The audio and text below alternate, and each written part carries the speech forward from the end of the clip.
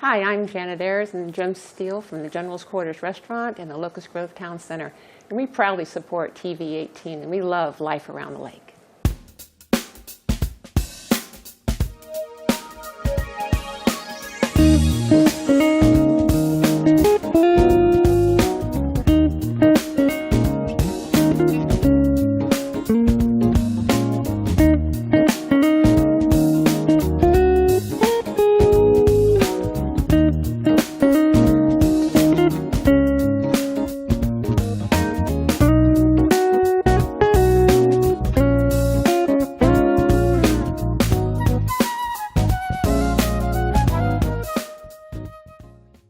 Hello and welcome to Art for Life. I'm your host, Pete Brown, and in this series we're going to explore art. We're going to learn about painting, making studio paintings, and creating pieces of art, not just copy photographs. Pablo Picasso once said, "Every child is an artist. The problem is how to remain one once we grow up." All of you have probably one time or another decorated your refrigerator with artwork, gave you a great sense of pride. I want to help you try to recapture that. Now, there are as many painters as there are, or many ways to paint as there are painters. The goal of this series is not to get you to paint like me, but to paint a better version of yourself. Paint like a better version of yourself, finding your voice in painting. We'll work with beginning, intermediate painters, and finally advanced stuff. Hang around, stick around, and we'll learn together. First, a little review. The first problem we have with painting is trying to create a 3D image on a 2D surface. So we must use value to find form. So today's first demonstration is this, egg. I have a little egg here, and you can see it's just white and some shadows. We're trying to find light and shadow. From where I'm standing, I see this shadow of the egg and some various tones here. I've got those drawn up on this chart for expediency's sake. I'm going to point them out to you. First is the light side of that, or highlight. So number one would be this area. And these little highlights right here and here, those are on the apex of the form, or the concave. The second is the body tone. That is the main color of an object. We'll demonstrate this in a moment with paint and colors on a different object. But number two would be there, our body tone. Number three would be our body shadow. That's this area right through here. So three is here and here. Number four, something odd we sometimes overlook, reflected light. This egg is bouncing light. The table bounces light back up into the shadow, and this thin line right here is called reflected light. So number four is our reflected light right there. And finally, the fifth tone is our cast shadow. Cast shadows will be the darkest part of our piece. They're the most visible, most dark right under the form, and then they kind of fade out into the background. They get fuzzy around the edges. So this is our basic values that we need to find form. Value is basically the lightness or darkness of an object. It is 1 through 10 typically expressed in a chart of various shades of darkness and lightness, 5 being the middle tone. So value scale can sometimes be helpful for us when looking at the values. On this particular thing, our darkest dark is a 10, our mid-tone here, the body tone is about a 5, and the 1 on the highlights, etc. So value is how we can make form on a 2D surface to make it appear to be 3D. Next, I'll show you a little exercise and demonstrate that live. Let me flip this over. I'm going to grab a coffee cup right here. Same process. If I were to draw this most instinctively, if I say draw the coffee cup, we would do a little coffee cup. Something like this. That's what we do.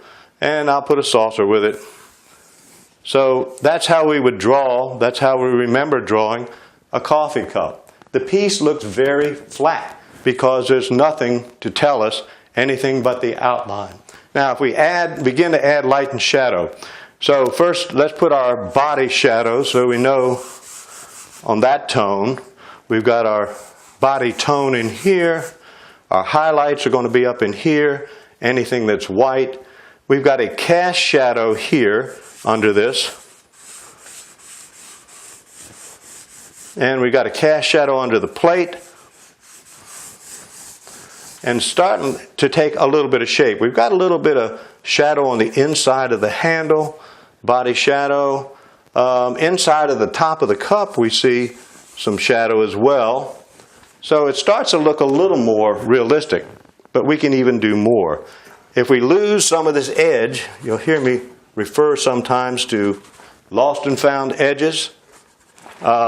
We can start to make it look even more alive. A little bit of white chalk to highlight it, the highlights, some of the white here. Now let's get this shadow out here a little more. And it looks a little more, but there's even more we can do.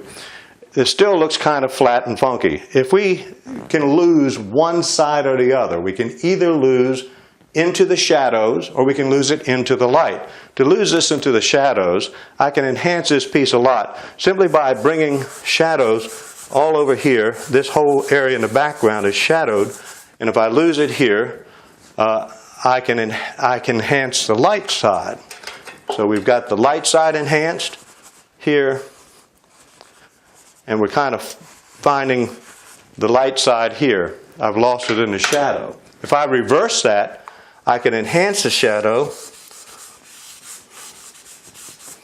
and I can lose the light, lose some of it into the light, and create the same type of thing. Either way, if I enhance the shadow, I've found it in the shadow here, got this is our cast shadow darkened here. So the shadow side is visible, but I've loosened and lost some of the light side. Either way works. The whole purpose is to not have a flattened out piece. So my name is Pete. If I do this, something simple, I don't know. Your eye will make that say Pete. Your brain assembles the picture because it knows you struggle to find order in things. If I complete it, you know, that's easy enough, but if you leave it incomplete, the same with these drawings, same in your paintings, incomplete pictures makes your brain look at it. It creates interest, and you try to find order where there is none. So it assembles the painting for you. Okay, next I'm going to set up a small demonstration of the same principle and do that in color with some paint. Okay, so now I want to show you a basic palette. In just a moment, we're going to demonstrate what we did with the charcoal with colors. First, I want to talk to you quickly about palette and color mixing. In a basic palette, you want to use a limited palette, a limited amount of colors. I've laid out here the paints I have, a cool and warm version of each color. The three primaries, the blue, yellow, reds. The secondary colors are made from mixing these. That would be red and yellow would make orange, yellow and blue would make a green, and blue and red would make a violet. That are our secondary colors. And then the tertiary colors are secondary colors mixed with a prime color. And then I have four earth colors I've laid out over here. Burnt sienna, raw sienna, raw umber, and burnt umber. These are earth tones. A little bit of these mixed into these will soften those colors. We never want to paint with colors straight out of the tube. We always need to do some mixing. On our color wheel, we talk about complementary colors. I'll show you an example of that in a moment. Our colors, a little bit of across the color wheel, red mixed with a green. I'm going to grab that, excuse me for 1 second. There we go. On a 12-point color wheel, our three primary colors, the red, the yellow, and the blue. Red, yellow, blue. Across directly from each of these, the complementary color of a red is a green. If we mix a tiny bit of green into a red, it will soften that color. The complement of blue is orange, a secondary color. So our primaries, the complements are the secondaries across. For right now, I'm going to mix a color for these oranges that I'm going to paint for you. So I'll turn this around so I can see it. So if I take a little bit of a yellow, this warmer yellow, a tiny bit of red into that, I should get an orangish color. We've got some oranges over there that I'm going to try to paint. So I want to try to match this color. So I've got it here. All right, so orange, the complement of orange is blue. If I want to dull that down a little bit, I'm going to take a tiny bit of this blue and roll into it. And it should dull it down a little bit. Not quite the orange I'm looking for. Add a little more yellow. A little more red. A little more yellow. And that's pretty close to what I'm looking for. I'll lighten that for the light side with a little yellow. Now to make my body shadow on that orange, I'm going to put a little more blue on this side. So I've got a color chain. I turned it almost green, but now when I go to paint these on the orange, it'll look like I want it to look. While I'm at it, I've got a tomato over there. Just make this even more difficult. We'll want a red tomato. We'll want a little bit of a green to go with that, so a little of this. We use a lot of paper towels when we paint. Take some yellow, a little bit of blue, make a green. I'll take a little of that green to soften that red, and I'll have a tomato. All right, so here's my orange, here's my tomato. Let's see how those work.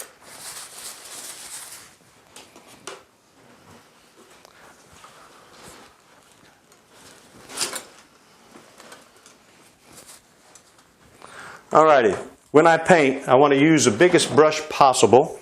First I told you I was going to demonstrate what we did before, so we're going to do that now with these oranges and tomatoes. So here's my tomato right here, dark side, really dark. Here's my orange right here.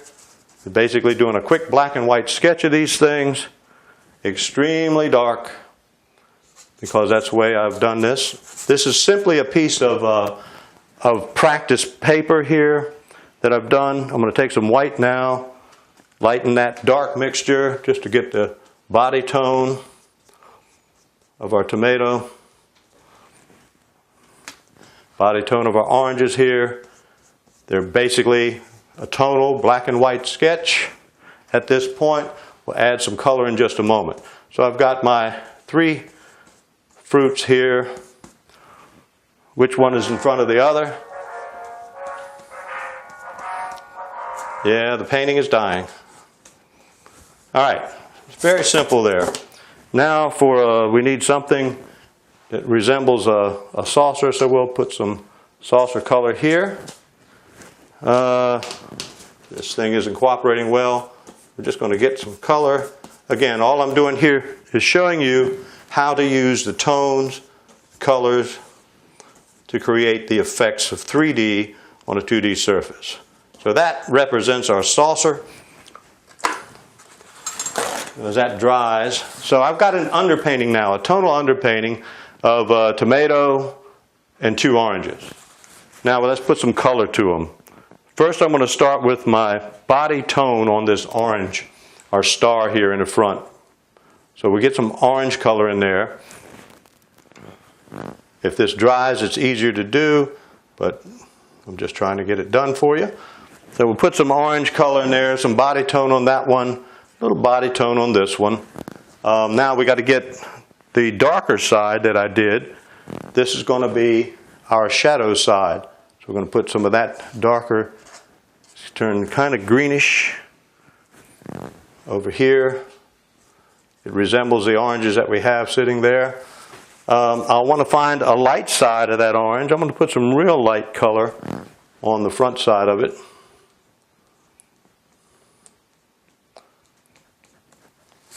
And our tomato, let's just get him kind of colored in, just again to show what the colors drug over and underpainting and using the value to find the form. We want this to look like it's round, three-dimensional. Okay, starting to look a little like an orange. Let's put a little more color in it here.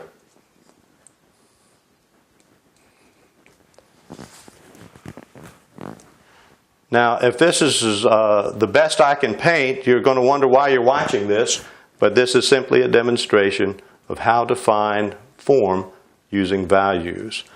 When we refer to value in colors, we call them hues. So in this case, the same things we have. Let me show you, let me put a highlight on this now. So we've got our light side, our mid-tone, our body tone. I have not yet put our cast shadows, but I'm going to go ahead and stick a highlight on this orange where I'm seeing it here. These little dabs of white. So I need some sort of a shadow color. So I'm going to mix right now a quick violet to use for shadows. In this case, I've got a shadow of this front orange hitting this guy. I've got a cast shadow down here under it.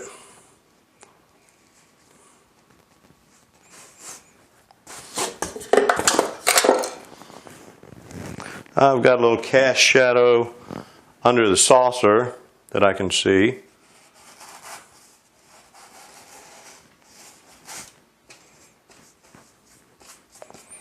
And if I really want to get fancy with this, I can put some more shadow on these things. I'll put some of this violet shadow color on the body for that one, on the body of this one, and even drag a little more over the tomato to knock it back a bit. It's not the star, it's trying to be. So I want my orange to be the star, let's make it the star. A little more orange paint here in the body shadow side. Blend that in over here a little bit. That one, cut that back out. Shape it up.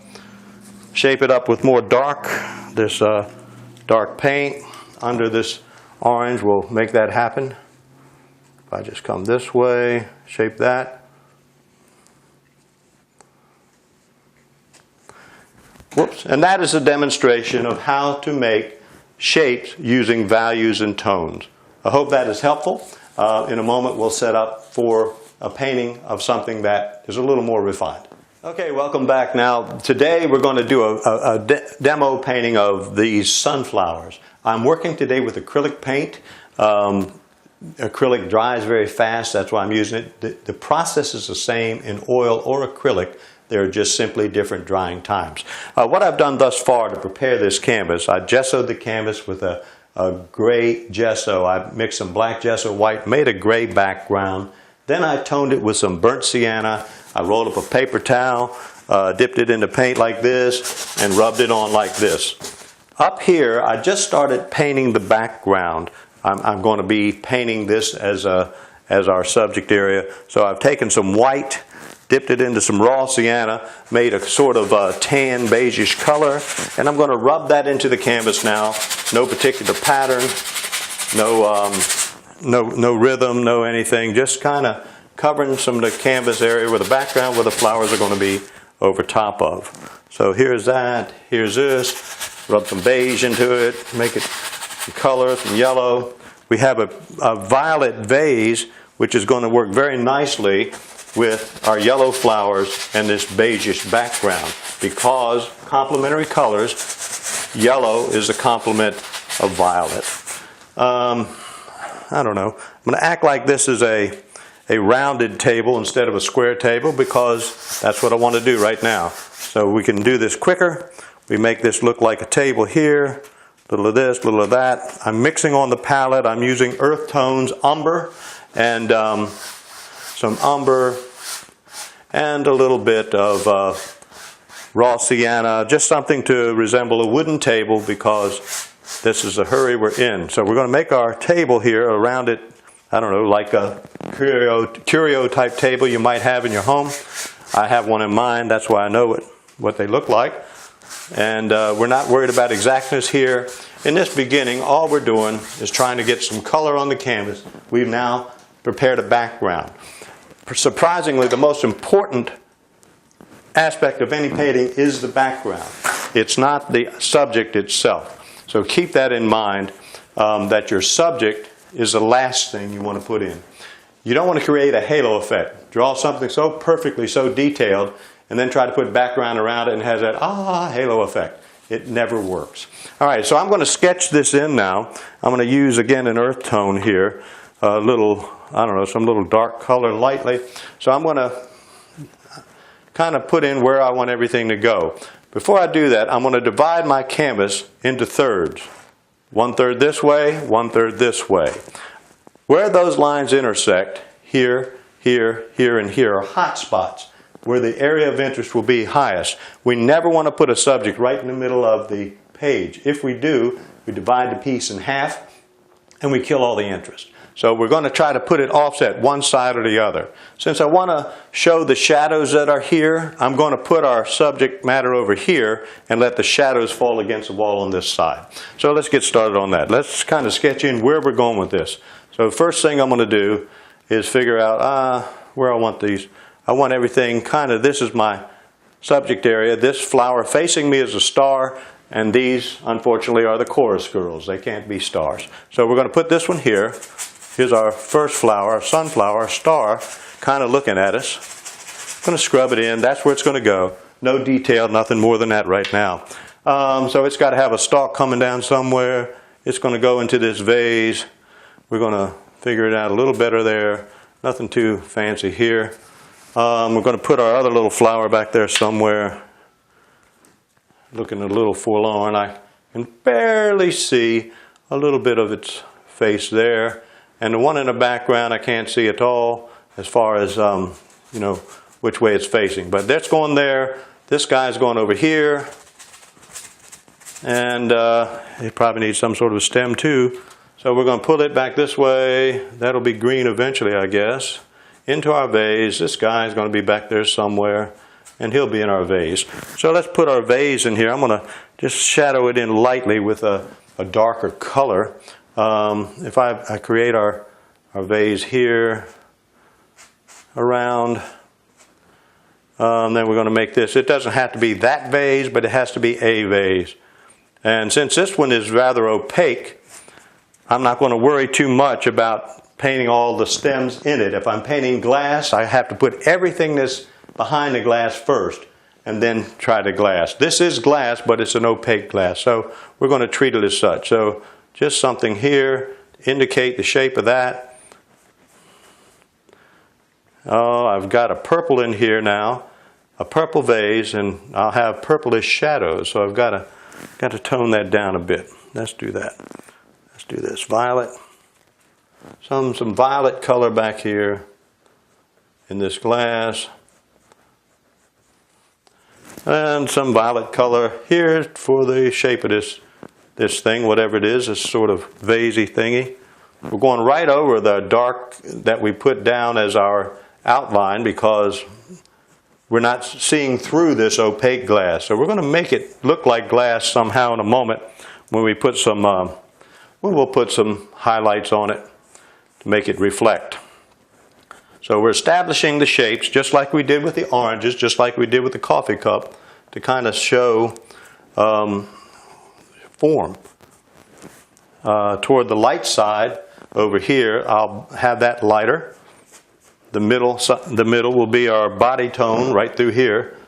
It'll have somewhat of the dark. I'll make my brush strokes vertical to align with those ridges. Although I'm not really concerned with the ridges on this particular piece today, it's simply a demonstration of how to go about a painting. So we got that in there. That's too dark. Throw a little light in it, lighten it up. We'll bring our stems back over that. We placed our stems just to know where they're going. We'll have some highlight along that apex later. And again, just kind of get that, so it's some color in it. Let's brighten it so we can see it at least.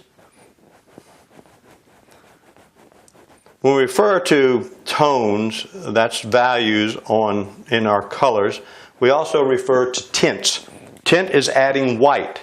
Shade is adding gray, or black rather. Tone is adding gray. So what I've done now, I've added a little mixed black here. I never paint with two black. I always mix black out of burnt sienna, ultramarine blue. The reason is we want our shadows, we want our darks to have color in it and create color harmony. That is supposed to be black. It's not a very good one, but in a hurry, this is what we get. So we're going to do this. We're going to cast our shadow of this now. From where I'm sitting, I see a shadow line here, and it runs up the wall. If I were to turn out all of the overhead lights, I would see a very pronounced shadow there. So I'm going to put that in as I see it. So there's shadow behind the vase up to the table. So the shadow of the vase, then I've got shadows of these flowers that are going up the wall. Why am I bothering with that now? Well, I want to know where they're going. So I see shadows here. I'll see shadows back here from that flower. And I'll see shadows running off the page.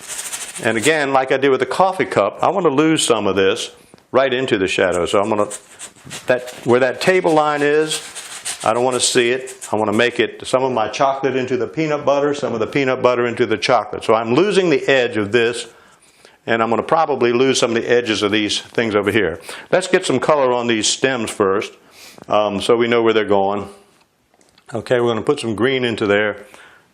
Just quick. These are quick sketches today, not really overly thought out, done paintings, but I'll make one for you before this series is over. We'll do some of those. We're going to make some leaf shapes, just really quick. No need to over worry with these. We just want to get something loose. We don't want to try to draw this, be tedious with it. Just kind of form those shapes. If we form the shapes, your eye will tell you that's a leaf.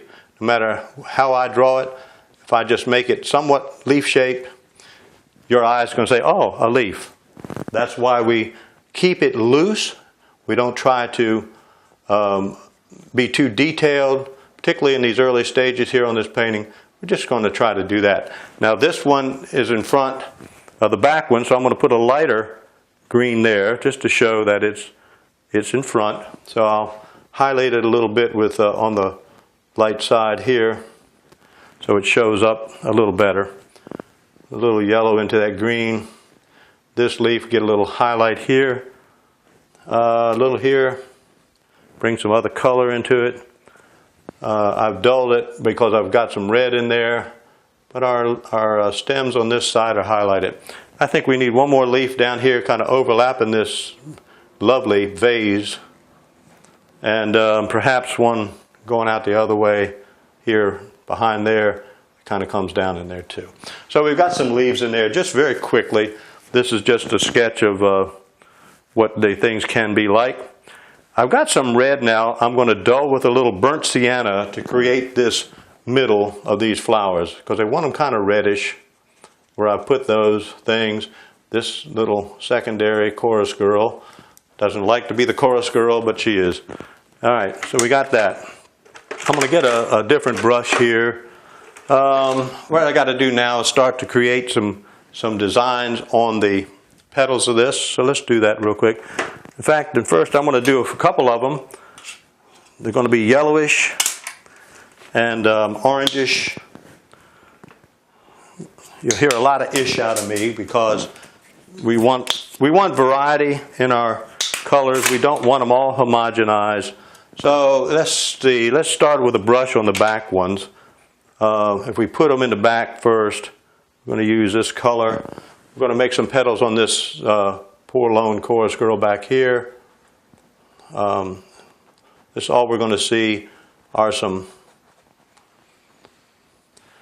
Through this series, we'll show you some better paintings than this. This is just our starting one today for demonstration purposes. We'll work on full-fledged studio paintings that'll show you how to take one from start to finish. Right now I'm just trying to quickly show you looseness and how to go about setting up a painting. I'm going to lighten now to go over top of this stuff the foreground. Just quick. Nothing tedious, nothing too fancy. Just let the colors mold into each other.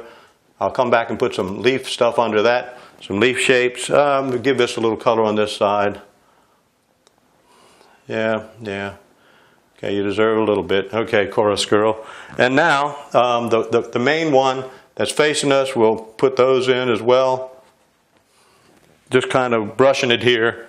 In a moment, I'll switch over to a palette knife.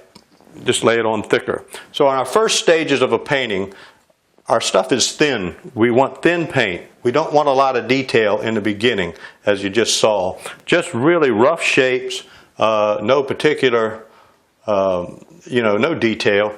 It wouldn't make any sense because you're going to cover most of it anyway. So here I'm going to start pulling some out, some up and in. The petals are just random kind of. And so, okay, so what we'll do in a moment, on our next session, we'll pick back up on this painting. For right now, I thank you for joining us on Art for Life. I hope you'll make art a part of your life and enjoy painting for the rest of your life. Thank you.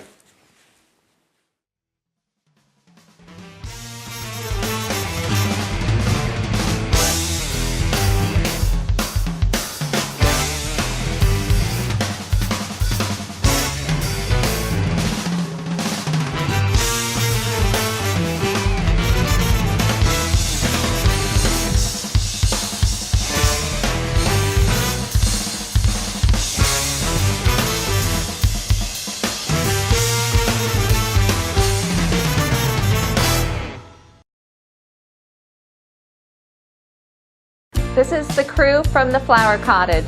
We are excited to support TV 18. We love life around the lake.